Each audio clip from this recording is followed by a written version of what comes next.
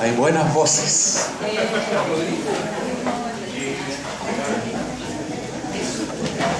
Bueno, dentro del programa de esta jornada, después del café y del compartir, el padre Juan Pablo Rodeño nos va a dar un tema, y después va a haber un taller donde vamos a analizar algunas preguntas, después cerrando un plenario, y nos vamos a reencontrar con nuestro padre fundador. Mauricio va a conversar y les va a reforzar lo de la plaza de los vínculos. Lo han visto, está en el mismo programa que se les entregó. Hay unos pendones también ahí le vamos a explicar cuál es el objetivo que queremos de eso de la plaza de los vínculos. El tema salió de un popurrí de varias cosas, ¿eh? Conversamos con la hermana, con el padre Mariano, después nos juntamos con el padre Juan Pablo, y terminó también con un sello propio del padre, que vamos hacia la otra orilla, ¿cierto? Bueno, no quiero quitarles más tiempo, así que perdón. Solamente darles la bienvenida a todos. Gracias por estar aquí, especialmente a la hermana Nora, al padre Juan Pablo y al padre Mariano. Gracias por acompañarnos, porque son súper importantes para nosotros. Gracias a todos. Habla muy bien, mi señor. Ya. Padre, todo tuyo.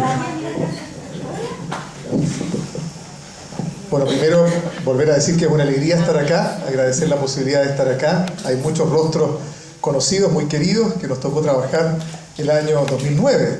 Y fue un año cortito, porque fue solo un año, pero que Dios nos regaló mucho, experiencias muy bonitas. Y eso yo lo agradezco a Dios, lo atesoro mucho, porque recuerdo que justamente ese año pusimos esta línea del tiempo. Y uno dice, mira la historia que Dios fue tejiendo con la familia de Arancagua, hijos fieles también de lo que fue toda esa tierra, la tierra Santa Mariana de Santa Cruz. Por lo tanto, el hecho de que este año celebremos 30 años es también un gran regalo. 30 años de la bendición del santuario, donde nuestro santuario ha estado regalando su gracia, ha estado acogiendo a tantas personas, la vida de cada uno. Cada uno de nosotros sabe el testimonio que tiene con la Mater en el santuario. Y yo creo que eso, atesorarlo, aquilatarlo en el corazón, es tremendamente importante, porque en el fondo es una historia sagrada la que cada uno de nosotros tiene con la Mater en el santuario, con nuestro Padre y también con esta familia. El título que tiene esta charla, quizás un poco pretencioso, no, yo creo que no tanto, pero uniendo todo este popurrí de cosas, como decía Sergio, lo pusimos en la Thermomix, como ahora nos de moda la Thermomix, para ver que salía todos los ingredientes, y algo parece que ha salido. Lo bueno es que la Thermomix siempre hace algo. Quizás no es lo que uno hubiera pensado en un comienzo, pero hace algo. Y el título es: en medio de la tempestad, más alto, con esperanza, vamos juntos hacia la otra orilla.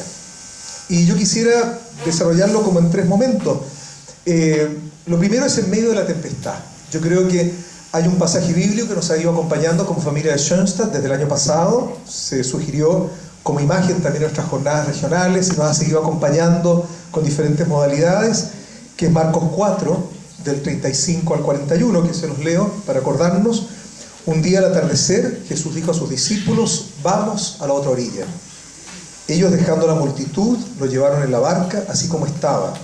Había otras barcas junto a la suya. Entonces se desató un fuerte viento y las olas entraban en la barca, que se iba llenando de agua. Jesús estaba en la popa, durmiendo sobre el cabezal. Lo despertaron y le dijeron: Maestro, ¿no te importa que nos ahoguemos? Despertándose, él increpó al viento y dijo al mar: Silencio, cállate. El viento se aplacó y sobrevino una gran calma. Después les dijo: ¿por qué tienen miedo? ¿Cómo no tienen fe? Entonces quedaron atemorizados y se decían unos a otros: ¿quién es este que hasta el viento y el mar le obedecen?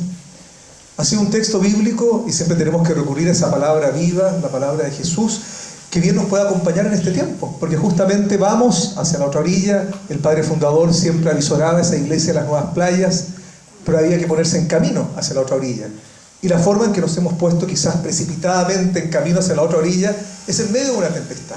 Lo que hemos vivido, una crisis no solamente eclesial, sino que también una crisis transversal, social, cultural. Y yo creo que eso nos habla de tiempos que son tempestuosos, no en el sentido de una desgracia, en primerísimo lugar, también muchas situaciones complejas y duras para tantas personas, no solamente pienso en la iglesia. Este mundo ha cambiado tanto y tantas personas se sienten como fuera de este mundo tan exigente, como que no podemos responder a las exigencias de este mundo. Y este mundo, esta tempestad, nos invita a ir navegando con fe. Y yo quisiera referirme un poquitito a qué significa esta tempestad. ¿Cuál es la tempestad? ¿En medio de qué tempestad estamos? Primero, un tiempo de crisis eclesial, detonada por el flagelo de los abusos, que ha desvelado una crisis más profunda de iglesia. El detonante doloroso han sido los abusos, pero detrás hay una crisis más profunda de iglesia. ¿Cómo se concibe la iglesia a sí misma? ¿Cómo se relaciona con el mundo? ¿Cómo actualizamos nuestro mensaje? ¿Cómo realmente, si sentimos y creemos que estamos llamados a ser alma del mundo, lo somos? Es una pregunta tremendamente importante y surge justamente en este tiempo con mayor fuerza. De alguna manera, la carta del Papa Francisco, el Papa Francisco nos escribió una carta, ¿se acuerdan? Que es una carta, podríamos decir, programática, porque no fue solamente para la situación puntual, sino que nos da herramientas de reflexión para esta situación, pero también hacia el futuro, en este desafío que tenemos que ir reconstruyéndonos, de ir también renovándonos. Y esa carta del Papa nos ayudó a comprender lo propio de esta crisis en nuestra realidad eclesial. Quisiera resaltar 3 aspectos: el clericalismo, que llevó a un abuso en el ejercicio de la autoridad, pero también a una dependencia insana. Porque a veces pensamos en el clericalismo solamente un poco como los consagrados, que quizás nos imponemos o tenemos actitudes autoritarias, que pueden haber llegado también al caso más doloroso de un abuso de autoridad y más allá del abuso sexual. Pero también eso desvela una dependencia insana, la forma que nos relacionamos. Y creo que este clericalismo tan doloroso también nos habla de una sociedad donde los vínculos muchas veces son insanos. Cuando pensamos, por ejemplo, en la marcha de la mujer, que levanten la mano a las mujeres presentes, el 8M. Uy, hay pocas mujeres, parece que... A ver, el 8M. No les pido que marchen, sino que en el fondo, ¿qué hay detrás de eso? Más allá de lo ideológico, lo pendular que tienen todos los fenómenos sociales, es, en el fondo, una gran crítica a esa falta de espacio y reconocimiento de la dignidad de la mujer, de una sociedad donde había relaciones abusivas frente a la mujer. Cómo se le concibe, cómo es el trato, las oportunidades que se le da. No solamente la igualdad, sino que la dignidad de la mujer. Por lo tanto, ese fue como la primera reflexión, análisis y diagnóstico del Papa, el clericalismo que lleva a un abuso en el ejercicio de la autoridad y a una dependencia insana. Lo segundo, una experiencia de fe de élites que nos desvincula de la realidad que estamos llamados a servir, distanciándonos de la vitalidad del pueblo de Dios que equilibra y orienta las opciones pastorales. Muchas veces, y esa es su crítica, cuando hemos creado círculos demasiado cerrados y nos distanciamos de la realidad, lo que está pasando en torno nuestro, las necesidades, las preguntas, las inquietudes del hombre contemporáneo, pero también cuando nuestras opciones pastorales son a veces más intelectuales, más volitivas, más éticas, y no necesariamente están tocando un camino para encontrarnos con el Señor de la vida, ahí hay un riesgo tremendamente grande. Y ese no solamente es un escenario posible para que puedan existir abusos de autoridad, sino que también tiene un elemento muy importante: nos desvincula de la realidad. Sí, ese es el gran tema. Nos desvincula de la realidad. Y a nosotros nos puede pasar como familia. Nosotros tenemos un regalo muy grande de ser una familia de Schoenstatt, con ramas, con comunidades, pero también podemos ensimismarnos. Y en ese sentido, no se trata de que todos tengamos grandes proyectos apostólicos para acá y para allá. Si los tenemos, fantásticos. Pero que estemos en diálogo con la realidad, eso sí que no podemos renunciar. Porque si había una categoría que para el padre fundador era esencial, era la categoría tiempo, la voz del tiempo. Dios que habla y conduce en medio del tiempo. Por lo tanto, Nosotros tenemos que ser apasionados por el tiempo, aun cuando sean tiempos que nos confronten, que nos cuestionen, que nos inseguricen. Pero ese diálogo con la realidad es la única posibilidad de inspirar esa realidad desde Jesús, si creemos que el mensaje de Jesús es siempre actual. Y el tercer elemento que mencionó el Papa, un estar más centrados en nosotros mismos, en nuestras estructuras, prerrogativas y seguridades, más que en Cristo, su palabra, sus gestos y actitudes. Yo creo que a todos nos dolió bastante cuando nos dijo estar un poquito descentrados. Y nos parecía hasta injusto. Oye, pero si hemos hecho lección, pero hay una corriente de adoración. Yo creo que eso es cierto y es real y es verdadero. Pero también él se refería a si realmente en el centro de nuestro mensaje está Jesús, palabras, actitudes, gestos, su novedad permanente. Y muchas veces tenemos muchos caminos colaterales nomás. Y no se trata de renunciar a esos caminos. Para nosotros hay caminos maravillosos como María, la vida sacramental, tantas cosas. Pero él se refiere sobre todo cuando el acento está más en la estructura, está más puesto en las prerrogativas, en los planes, en los que nos da seguridad, más que en esa libertad del encuentro con Jesús, cuyo espíritu sopla donde quiere, cómo quiere, con quien quiere y cuando quiere. Esta crisis, que también nos ha afectado como movimiento de Schoenstatt, es un proceso en desarrollo, unido al proceso eclesial mundial. ¿Y a qué nos está llevando esta crisis? A una revisión, a una reparación y una renovación de nuestro ser y misión. Las causas de esta crisis en este aspecto son dolorosísimas, pero las consecuencias pueden ser tan positivas. Y creo que hay muchos signos que nos hablan de esperanza. Pero ese es el primer escenario de tempestad. El segundo, un tiempo de crisis y cambio cultural profundos. Y eso no lo podemos obviar, que se manifiesta primero una concepción subjetiva de Dios. Más que nunca ahora es un Dios a mi medida. Y esta crisis ha ayudado mucho más, porque queremos prescindir de la iglesia, de los curas, de los sacramentos. Un Dios a mi medida. Un Dios a la medida de mis necesidades, exigencias, aspiraciones, opciones. Prescindiendo de mediaciones, instituciones, enseñanzas y también una cierta objetividad del mensaje del Señor y su verdad. Y esta crisis cultural nos habla justamente de una subjetividad muy grande en nuestra relación con Dios. Pero también una crisis cultural que nos habla de una ausencia de Dios. Hemos sacado a Dios del horizonte cultural y social. En algunos casos conscientemente, en muchos casos sencillamente porque no ha existido ese diálogo para poder iluminar.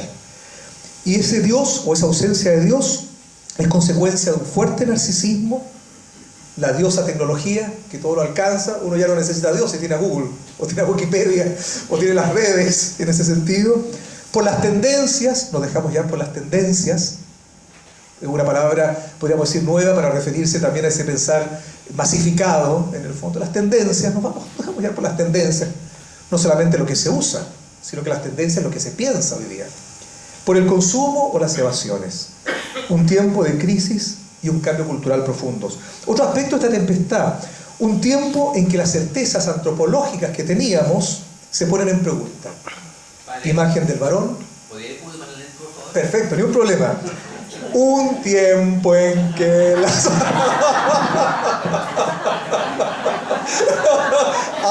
no, me agradezco porque yo siempre me voy entusiasmando, entonces. Las certezas antropológicas se ponen en pregunta. Por ejemplo, la imagen del varón, la imagen de la mujer, la vida, su inicio, su final, su devenir, la familia, y así vamos sumando. Hasta el trabajo, en su concepción antropológica, como un espacio de realización humana, hoy ya se pone en pregunta. Porque vamos por un lado prescindiendo del ser humano, el trabajo virtual ayuda, pero todos sabemos que el trabajo que realiza tiene que ver también con la plasmación, con el encuentro y el vínculo. Es decir, hay un cambio bastante profundo en la visión antropológica cristiana. Lo cuarto, un tiempo en que la visibilidad de realidades ignoradas, marginadas o desconocidas buscan espacio, reconocimiento, dignidad en el fondo, porque son personas que viven, los vecinos, en un permanente temor. Esas son las expresiones tanto para euforia como de tristeza, son disparos al aire, pero esos disparos al aire pueden traducirse justamente en un disparo que atenta ya contra el orden público, pero puede justamente dañar a alguien. nos produce también mucha incertidumbre. La violencia. Y la violencia no me refiero solamente a grupos organizados. Estamos todos un poquito más violentos. ¿Para qué estamos con cosas? Todos nosotros estamos con la mecha corta. Todos. Absolutamente todos.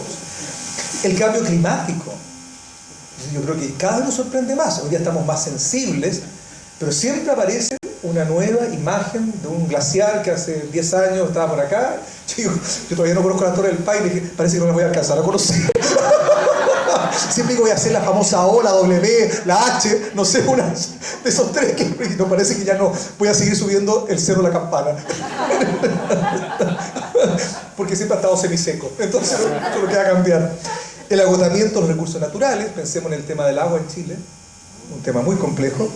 Los desastres naturales, no es que yo quiera ser apocalíptico, pero los desastres como que están más a la orden del día ahora, por estos cambios climáticos que se traducen en que la naturaleza también se revela y se expresa de una manera un poquito más fuerte.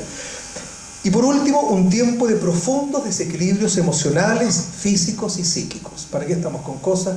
Y Chile tiene altos estándares de consumo de remedios, desde el punto de vista también del equilibrio emocional, psicológico, estilos de vida exigentes, poca tolerancia a la frustración, lo experimentan, acá hay algunas familias jóvenes, lo experimentan especialmente respecto de sus niños, en este ambiente más exigente, más complejo. Los que son abuelos también lo ven en los nietos. Los profesores lo experimentan muy duramente. Un Valium para la señora, por favor, de profesora. Y también de ignorancia o ingenuidad frente a nuestros límites. Nos cuesta mucho aceptar nuestros límites. Y eso hace que los desequilibrios emocionales, físicos, psíquicos estén a la orden del día. Por eso uno diría, esta es la tempestad. Yo no quiero no vine aquí a ser un pesimista, pero que la tempestad es mucho más amplia que la crisis de la iglesia. Es decir, estamos navegando en aguas más complejas. En aguas más complejas. Pero nosotros creemos que Jesús no está dormido, sino que está. Y se ha despertado, porque nos dan muchos signos también de esperanza. Lo segundo, en este título, decíamos, en medio de la tempestad, más alto y con esperanza. Y aquí quiero traer a nuestro padre fundador, porque como este año es histórico para nosotros, son los 30 años del santuario, pero la prehistoria de ustedes es mucho más larga. Lo que dijo el padre, un extracto mínimo de su plática en Santa Cruz, cuando se bendice la primera piedra de ese santuario. Jóvenes águilas, ¿qué las caracteriza? Son aves del sol. Un ave del sol desea elevarse hacia el sol. No se siente bien en los pantanos. Ustedes no quieren contentarse con el pantano. No quieren solo gozar la vida. Cierro las comillas, yo agregaría, no quieren solamente lamentarse frente a la vida. Eso es cosa de aves inferiores. El ave del sol desea siempre elevarse a las alturas. Porque después de este panorama de tempestad, uno podría decir, huyamos hacia la derecha, como decía Leoncio, los que son de mi generación de dibujo animado. Yo no soy de Cartoon Network. No. Mirar desde arriba, en este caso, no es signo de huida, de evasión de la realidad, de un sentimiento de superioridad, arrogancia o indiferencia. No es a eso a lo que aludía el padre en esta charla. Se trata de no quedarnos atrapados, pienso en la crisis eclesial que vivimos, en el dolor, la desilusión, la desafección, ni tampoco quedarnos atrapados en el temor, la inseguridad que este clima nuevo que existe, esta realidad nueva, coloca frente a nuestros ojos. Ni menos quedarnos pegados en una actitud defensiva, porque uno podría, como cristiano, cuando se siente un poco más atacado, empezar a leer. ¿Qué nos ha pasado en la historia? En la historia de la iglesia, uno de los grandes lastres tiene que ver cuando empezamos a levantar muros protectores, cuando la realidad sentimos que nos amenaza en nuestras certezas, y en lugar de empezar a dialogar y tender puentes, levantamos muros protectores. Eso es algo muy humano, no tiene que ver solamente con la iglesia. Es decir, los primeros muros los levantaron nuestros antecesores prehistóricos. Para protegerse un poquitito había que colgar una roca, porque viene del instinto de conservación. En el fondo, ante una amenaza yo me protejo, pero si yo permanezco allí, me empobrezco al final, porque en el encierro no respiro, en el encierro no me renuevo. tenemos el desafío. ¿Cuál es la mirada a la que alude el Padre desde lo alto? El desafío de una mirada providencialista frente a esta realidad. Creo que a eso alude también la imagen del águila. Tomar distancia, mirar desde arriba, otear el horizonte y ver la realidad en perspectiva para ver los signos de Dios en medio de esta realidad. Porque cuando estamos en medio de la tempestad, y todos hemos estado en algún botecito por lo menos, ¿cierto? Por lo menos un botecito ahí, y cuando se empieza a mover la cosa y uno se marea un poco, lo que ve es solamente el horizonte inmediato. Si nos levantáramos, veríamos que ese bote está en medio del mar, por ejemplo, que es infinito, o muy amplio, o está en una laguna, o que hay otros botes cercanos. Es decir, la mirada desde arriba permite ver la perspectiva más general y permite ver que quizás la tormenta se está disipando porque ya viene un claro bastante grande. Tantas cosas permite ver una mirada en perspectiva. Esa mirada nos desafía a descubrir, a escudriñar, a discernir la conducción de Dios en la historia en este momento histórico. Nosotros cada uno pertenece, yo soy de la generación de 65, pero es en pleno siglo XXI, algo que jamás pensé, ni estaba ni en mi imaginación. Yo soy bastante, Mario me conoce porque era mi lector en el seminario y sabe que yo tengo harta fantasía. Después vamos a hablar de las recreaciones que armábamos en el colegio. En el fondo, la creatividad. Yo digo como un circo pobre, porque con poquitas cosas hacemos algo. Y uno diría, en ese sentido, no me hubiera imaginado nunca que íbamos a estar en este escenario. Jamás. Y me acordé mucho conversando con mi papá tiene 95 años y está bien, gracias a Dios. Conversando esto me decía, mira hijo, a mí me pasó lo mismo cuando cae la cortina de hierro. Yo jamás pensé que iba a ser testigo de la caída del muro de Berlín y que terminara la cortina de hierro. Era algo tan asimilado y absoluto que era imposible. Y para mí también este momento que estamos viendo no solamente como cambio cultural, sino que la misma crisis que vivimos como iglesia, no me hubiera imaginado jamás un escenario así. Entonces, mirar en perspectiva es si creemos que realmente Dios conduce la historia, si realmente Dios irrumpe en la historia, si Él se abre brechas por donde sea, y ha sido así en la historia de salvación, tenemos que ser capaces de mirar por dónde se ha colado, por dónde está dando sentido, dónde está construyendo, dónde está renovando, dónde está sanando también.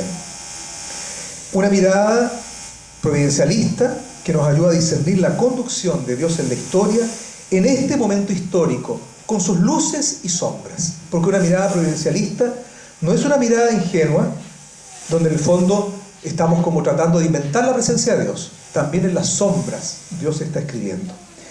En ese sentido, un punto cardinal, a propósito, acá traigo a colación la plaza, que se llama la Plaza de los Vínculos. Iba a decir la Plaza de los Vientos, pero no, la Plaza de los Vínculos, que va a indicar puntos cardinales. Nos va a situar a través de puntos cardinales. Un punto cardinal importante para comprender este tiempo con mirada providencialista la da el horizonte de nuestra misión. Yo creo que eso es bien importante. Porque nosotros podríamos analizar, somos cristianos, somos marianos, pertenecemos a la iglesia, en este caso a la diócesis de Rancagua. Podríamos mirar con muchas miradas, pero ¿cuál es el prisma nuestro? ¿Cuál es nuestro punto cardinal? El horizonte de nuestra misión. No es casual que también este año se cumplan los 70 años de la proclamación de la misión de Schoenstatt, el tercerito en la familia, y en un lugar tan cercano del cual somos hijos, la Tierra Santa de Bellavista. Y ese tiene que ser un punto cardinal que nos ayude a ubicarnos, como estas veletas que necesitan ya un momento en el cual puedan saber para dónde vamos, los GPS, que hay que detenerse para saber para dónde va la dirección. Porque justamente la crisis eclesial y cultural que vivimos nos está interpelando algo central para nosotros, a renovar la cruzada por el organismo natural y sobrenatural de las vinculaciones. Y por eso que alegría que la plaza se llame la Plaza de los Vínculos. Porque justamente estamos llamados a renovar eso que es central en nuestra misión. La cruzada por el organismo natural y sobrenatural de vinculaciones. Podríamos actualizar incluso esta cruzada diciendo: la crisis eclesial y cultural que vivimos nos interpela a renovar la cruzada por un sano organismo de vinculaciones. Porque detrás de esta crisis vemos relaciones insanas y necesitamos sanar relaciones, sanar vínculos. Y no solamente el vínculo insano o herido entre el sacerdote y la víctima. ¿Cómo nos vinculamos con Dios? ¿Cómo nos vinculamos entre nosotros? ¿Cómo es el vínculo de los padres con los hijos, de los esposos entre sí? ¿Cómo son nuestros vínculos en el trabajo, como ciudadanos? Nosotros estamos inmersos en un mundo de vinculaciones. Y yo creo que todos necesitamos ayudar a sanar este organismo de vinculaciones tan herido. Si en el fondo hoy esta crisis eclesial, pero también cultural, mundial de la humanidad, tiene que ver con heridas profundas en los vínculos fundamentales del ser humano. Una imagen de Dios insana, incorrecta, ¿cuánto no nos daña? Una relación insana, personal con alguien, en la familia, con los amigos, con los hermanos, en la comunidad que tengo, en el trabajo, ¿cuánto no nos daña? O dañamos. Como ciudadanos. Es decir, Chile es un ejemplo por sus polarizaciones políticas de un permanente ninguneo, según quien tenga la pelotita y esté jugando. Es decir, no hay una mirada de encuentro natural.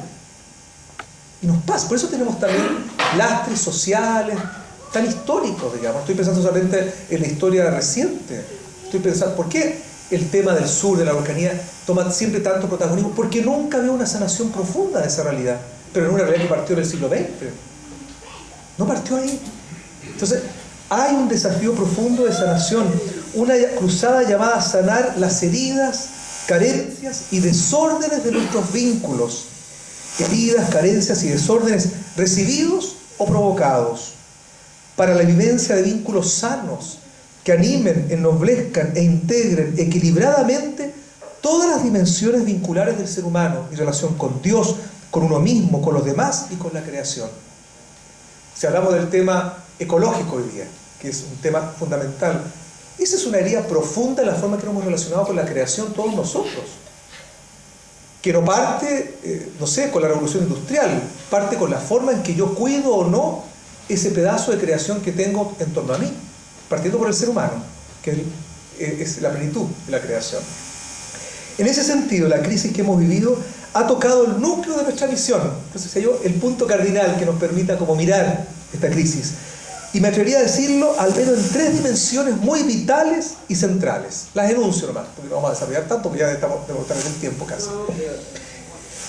En 3 aspectos fundamentales. Primero, el sano ejercicio de la autoridad y la experiencia sana de filialidad. Nosotros no podemos renunciar al principio de autoridad. Es decir, en el núcleo de nuestra misión, que se refiere justamente a esa cruzada por vínculos sanos en el fondo, y que es el desafío que tenemos hoy como sociedad y como iglesia, podríamos decir la solución: renunciemos al principio de autoridad. Y ya se está viendo a nivel de educación, a nivel de familia, mucho más. Renunciamos porque no sirve, porque daña.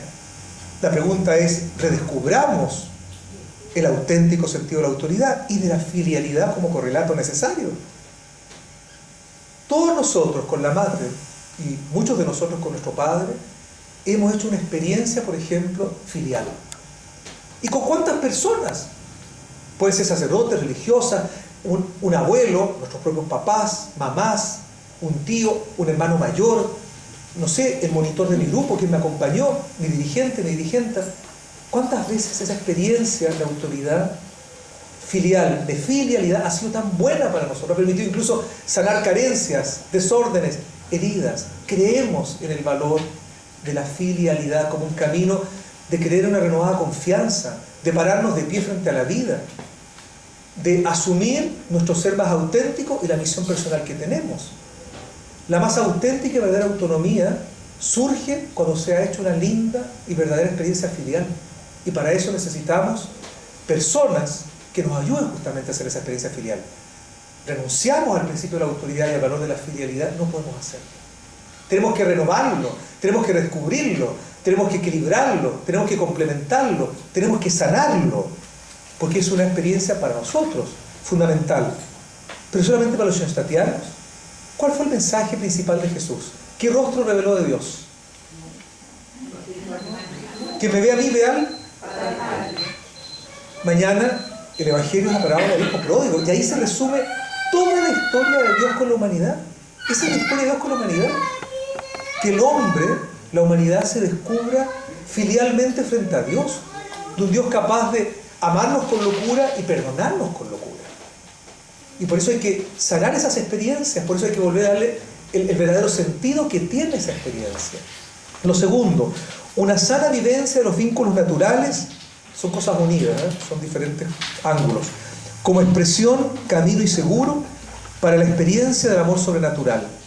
Nosotros creemos que las experiencias naturales, lo que el Padre habla, y está en el centro de esta misión que se proclama el 31 de mayo, es las causas segundas. ¿Y qué son las causas segundas? Todas las experiencias naturales que son el preámbulo para una experiencia de Dios. Y por lo tanto, yo puedo creer que la iglesia es una familia si experimento una comunidad como familia. Yo puedo creer que Dios tiene un rostro paternal, si experimento también esa experiencia en mi hogar. Yo puedo creer que la humanidad está llamada a una fraternidad si entre nosotros tenemos relaciones fraternas. Yo puedo creer que Dios me habla en la naturaleza si también cuido y descubro la riqueza de la naturaleza. Y así vamos sumando. Todo lo humano es camino hacia Dios. Todo lo natural. No podemos renunciar a eso. Porque también esta crisis nos podría decir, ¿sabes qué? Nos hemos hecho tan re mal, renunciemos a todo y que cada uno se comunique directamente con Dios y se lo arregle como pueda, porque el humano ha sido un obstáculo. Por supuesto que hemos sido obstáculos muchas veces, pero no podemos renunciar a lo que es esencial. Por algo Jesús se humanó, se encarnó, se hizo hombre, para resaltar que todo lo humano es camino hacia Dios. Y por algo usó a María como instrumento. Todo lo humano es instrumento para que Dios se haga presente, todo lo natural. Y el tercer punto, en esta misma línea, la sana colaboración humana. ¿Qué significa la sana colaboración humana? Nuestra instrumentalidad, Dios nos necesita. Es decir, para la vivencia y realización actuales del plan de Dios, no es sin nosotros. No es que en esta crisis eclesial, cultural, social, alguien tendrá que solucionarla. Ya tenemos 2 administradores, hay varios, pero 2 por lo menos de los que esperábamos. Ustedes ya tienen aquí en la diócesis de Santiago por fin llegó, porque en el fondo eso produce mucha parálisis, mucha inseguridad, mucha incertidumbre. Pero él va a solucionar todo, va a solucionar todas las cosas, es como Superman, no sé, tiene poderes, ¿no? Él nos va a ayudar a un camino, va a ser el rostro de un proceso, pero todos nosotros estamos haciendo este proceso y a todos nos corresponde también un rol activo. Y que puede ser un rol directo en la iglesia, pero también un rol en la primera iglesia, que es la familia, o en la iglesia de la calle, que son la convivencia con otros. Nos corresponde un rol, la sana colaboración humana. Mirar desde arriba, con horizonte y en perspectiva, es el desafío que nos da este momento histórico que vivimos. La mirada del águila es eso. No es evasión. Es mirar desde arriba en perspectiva para otear el horizonte que viene, pero también las brechas donde Dios se va colando. El águila busca la presa, nosotros queremos buscar la brecha, donde Dios nos está diciendo por acá, por aquí, por allá. Por acá hay un camino, por acá hay personas, por acá hay una oportunidad. Vamos tejiendo ese futuro que anhelamos, juntos. Y eso requiere una actitud, bueno, este proceso es largo en su reordenamiento, es bastante largo. Y bueno, así es la historia de la humanidad nomás, y de la salvación. Si ustedes piensan, cuando uno lee los textos de San Pablo, él pensaba que el regreso glorioso de Jesús era inminente, y todavía estamos esperando que regrese. Ahí no se da cuenta que los tiempos de Dios son como distintos a nuestras categorías, digamos, no es 24/7, 24 horas, no es 12 meses en el año, 7 días a la semana, 30 o 31 días o 28 días del mes, no va por ahí. Y por eso necesitamos una actitud activa y comprometida, una renovada conciencia de misión. Esta crisis es una oportunidad para renovar nuestra conciencia de misión en un punto fundamental, esa cruzada por un sano organismo de vinculaciones con todas las consecuencias que tiene.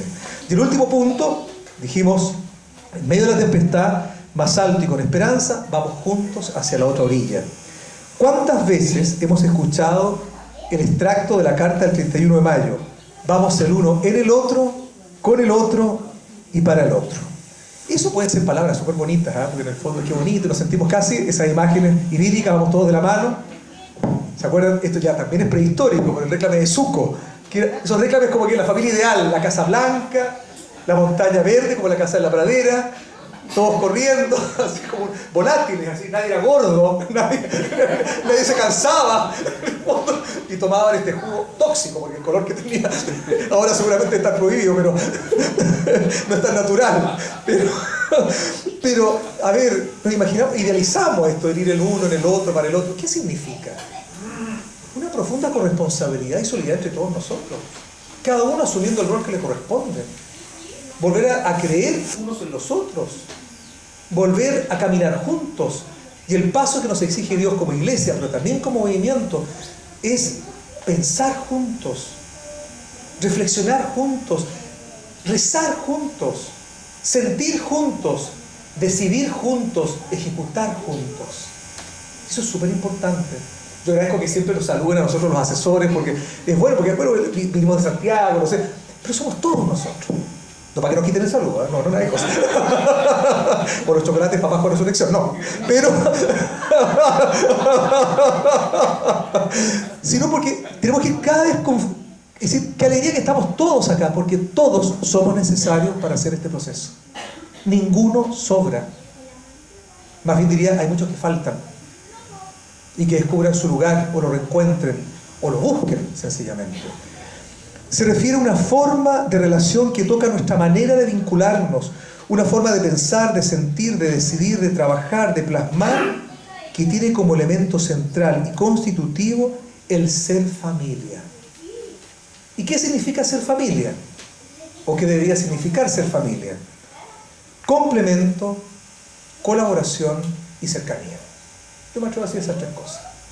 Cercanía porque habla de lazos afectivos, habla de un respeto de unos por los otros, de una valoración mutua, de conocernos también, de acogernos mutuamente. Colaboración. Necesitamos colaborar porque los desafíos son grandes.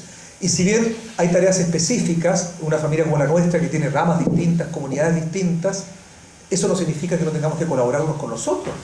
Porque se hace mucho más complejo el objetivo si es que lo hacemos solos y tratamos solos de construir. Cada uno tiene acentuaciones de acuerdo a su orden de ser y vocación y comunidad, pero tenemos que aprender a colaborar mucho más entre nosotros y sobre todo algo muy importante, el complemento. Ninguno de nosotros tiene la mirada total que abarca todo.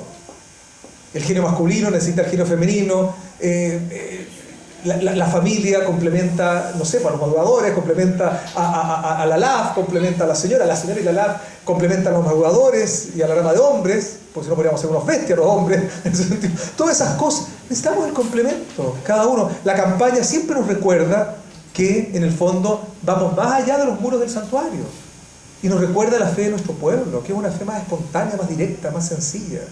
El complemento es súper importante. Algo que le ha hecho mucho mal a la Iglesia, ya lo dijo el Papa en su reflexión sobre el pueblo de Chile. ¿Qué significa ese cierto elitismo, círculo cerrado? Que uno se deja tocar, remecer, complementar, conmover por los demás nomás, por el otro. Y la crisis de la Iglesia tiene que ver con eso, si me ha conmovido o no por el dolor del otro. Pero esa conmoción no solamente se refiere cuando hay alguien adolorido o herido, se refiere a que la vida debería manejarse así. ¿Cuántos matrimonios en el fondo viven experiencias tan duras, tan difíciles, porque no hay un complemento, no hay una valoración del otro? ¿Cuántas realidades familiares o en nuestras mismas comunidades, si no hay una valoración, el valor del complemento? Vamos juntos también como iglesia y con la iglesia.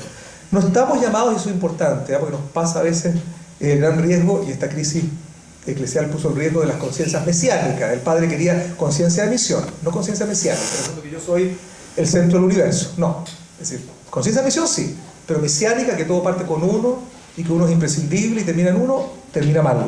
No estamos llamados a dar recetas, a situarnos desde afuera o encerrarnos en nuestras filas. El vivir también esta crisis desde dentro nos interpela y exige a una profunda humildad y corresponsabilidad con el proceso eclesial que vivimos. Por eso, nada pasa por casualidad, las brechas por las cuales Dios se cuela, el Evangelio de hoy es una escuela. ¿Cómo me sitúo?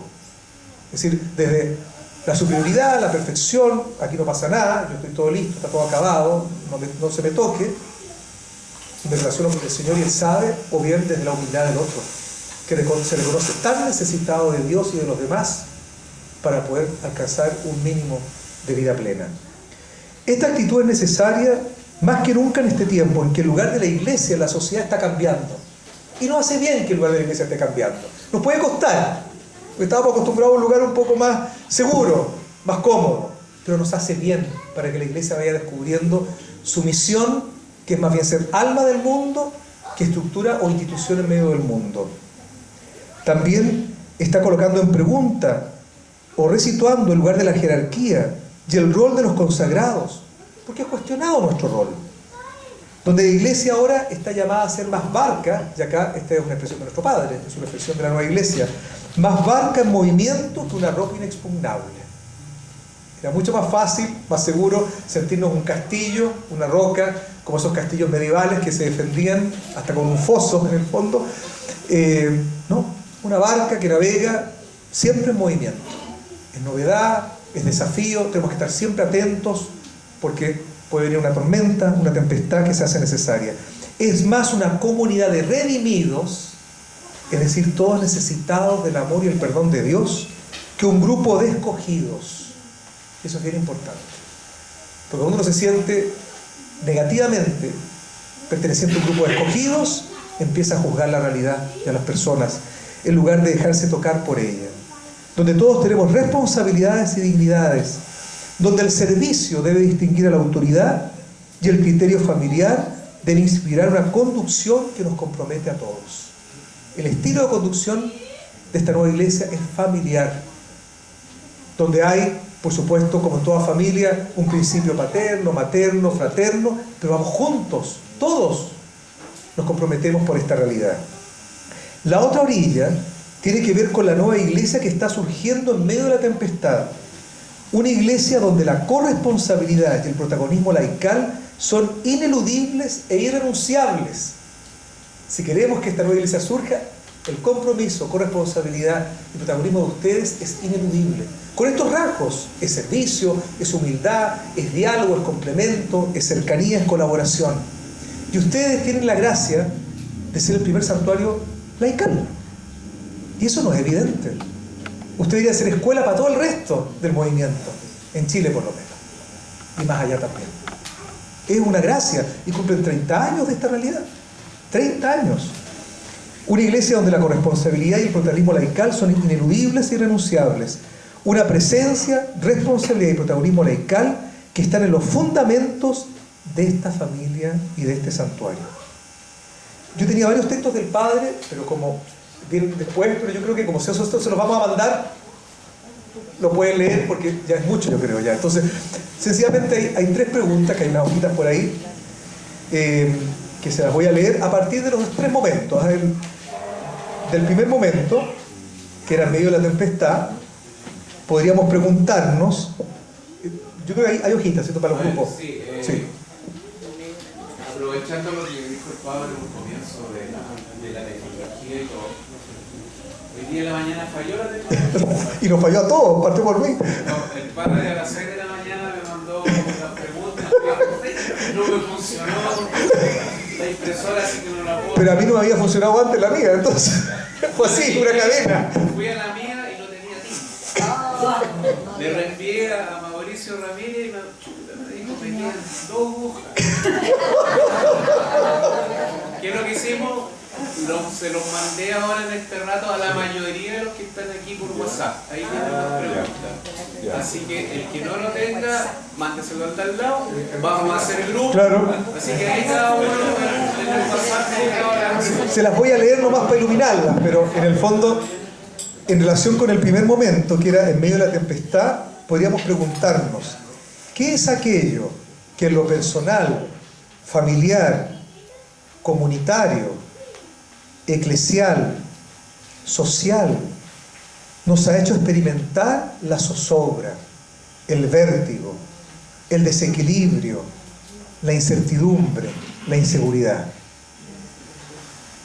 Porque es importante preguntarnos, ¿qué es aquello que en lo personal, familiar, comunitario, eclesial y social nos ha hecho experimentar la zozobra, el vértigo, el desequilibrio, la incertidumbre, la inseguridad?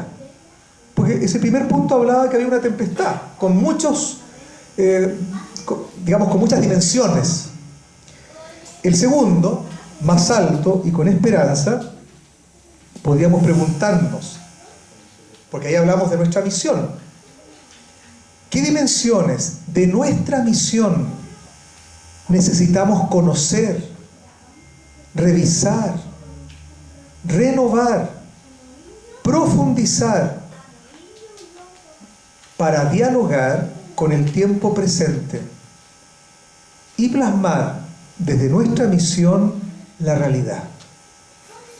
¿Qué dimensiones de nuestra misión necesitamos conocer, revisar, renovar, profundizar para dialogar con el tiempo presente y plasmar desde nuestra misión la realidad? Una misión que está en el alma de nuestro aniversario jubilar. Es una misión laical, es una misión que tiene que ver con esta cruzada por los vínculos sanos, etc. Y él vamos a la otra orilla. ¿Va? ¿Dónde lo dejé? Aquí está. Aquí. Y la tercera, porque hace referencia a ser iglesia con la iglesia, y vamos juntos hacia esa otra orilla. ¿Qué oportunidades percibimos para, con humildad y conciencia de misión? Las dos cosas, acuérdense. Si es pura conciencia de misión, de repente el mesianismo nos juega una mala pasada. Humildad. ¿Qué oportunidades percibimos para, con humildad y conciencia de misión, colaborar en este necesario cambio en la concepción de la iglesia sobre sí misma y de su misión en medio del mundo? Porque esta crisis nos lleva a eso, a un cambio. Colaborar en este necesario cambio en la concepción de la iglesia sobre sí misma y su misión en medio del mundo. Pero además, la palabra humildad resalta una segunda pregunta en toda esta pregunta. ¿Qué necesitamos hacer nosotros primero para que sea posible? Porque uno puede empezar a dar recetas a la iglesia y resulta que primero hay que mirar qué cosas nosotros también tenemos que redescubrir, madurar, sanar. ¿Qué oportunidades percibimos para, con humildad y conciencia de misión, colaborar en este necesario cambio en la concepción de la iglesia sobre sí misma y de su misión en medio del mundo? ¿Qué cambios necesitamos hacer nosotros para que sea posible? No sé si hay alguna pregunta. ¿Está claro? No sé. Ya es tiempo ya, yo creo, ¿no? Ah, mire.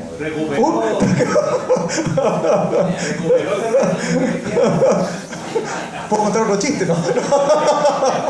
Bueno, tenía preparado ahora un numerito musical. No, vayan a trabajar. No.